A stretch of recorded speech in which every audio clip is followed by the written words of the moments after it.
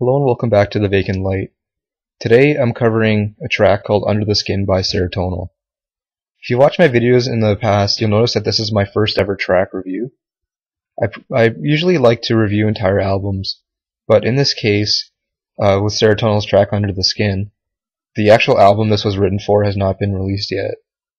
Serotonal released their debut album, Monumental, Songs of Misery and Hope, in 2009, and this track was released last year, and will be included, as far as I know, on their upcoming album, which is currently titled The Renunciant.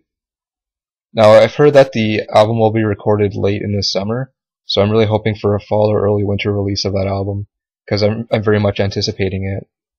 Without further delay, let's get into the meat of this track. Under the Skin does take a very different approach if you compare it to tracks from their debut album, which was a quite heavy album, and mostly was inspired by the earlier forms of doom metal, such as Darren's previous work with Anathema, combined with some more modern elements and approaches. Under the Skin is actually much more similar to some of the demo and early material from Serotonal, such as tracks from the End of Everything demo and their EP, which was called The Futility of Trying to Avoid the Unavoidable. The first thing you'll hear on this track is that it's not really a metal song at all if you think about the traditional metal elements you hear in songs. Things like heavy guitar distortion, growly vocals, very aggressive drumming parts, and so on. You won't really hear any of that here, which is not necessarily a bad thing, and I think it shows that Serotonal is still open to adding new styles and new influences to their music. To me, this does sound the most similar to material off of their The End of Everything demo. Now, the vocals are quite haunting and sort of are presented in a kind of a whispery way, very atmospheric. There's no yelling, no shouting, no growling of any kind, and it really adds to the smooth, rich texture of the song and the great atmosphere that it provides. You also hear there's somewhat of a synth or keyboard effect on here, and it does really tie things together with that slow and atmospheric tone that it brings to the track. It really lays down a backdrop for the melancholic and intricate atmosphere of the song. The guitars are actually pretty much clean sounding. There's a little bit of echo which adds to that atmosphere, but the intricacy of the picking is really what I found to be interesting here. And that part actually really is reminiscent of songs from The Futility of Trying to Avoid the Unavoidable. That nice, distinctly clean picking, distinctly presented clean picking texture to the songs. I really did enjoy that on this particular track. And the drumming is really neat because it allows the song to kind of simmer and build that atmosphere.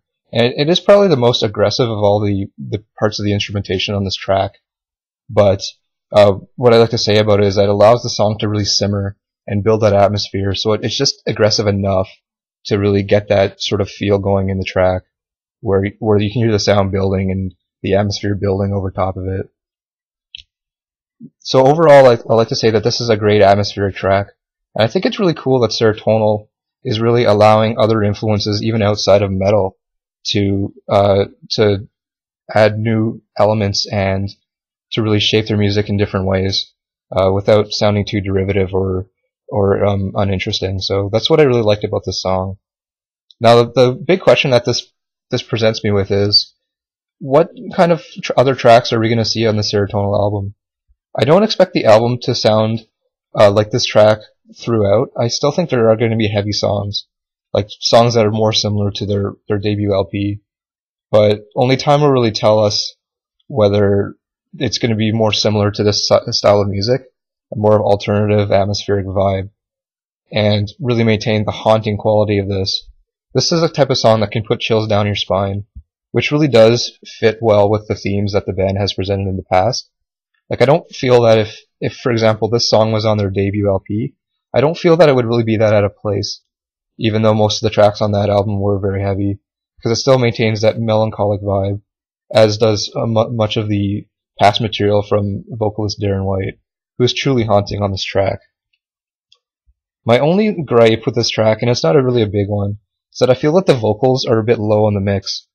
Mind you, I think that may not be actually be a bad thing in a certain way, because I think if maybe the vocals were turned up a bit higher, that some of the haunting quality of the song may not be there in the same effect that it is with this particular presentation here. So that's just something to think about. Thanks a lot for watching this track review, and I definitely will be reviewing the album The Renunciant when it is released later this year. I'm really looking forward to listening to it. Thanks a lot and goodbye.